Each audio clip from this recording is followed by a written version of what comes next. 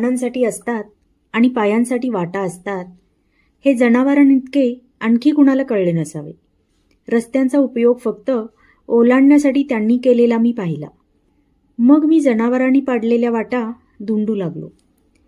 या उद्योगात चुकून भलतीकडे जाण्याचा धोका होताच. अरण्यात चुकण्याचा एक अनुभव मी बऱ्याच वर्षांपूर्वी धारवाडकडच्या गुंजावती जंगलात घेतला होता.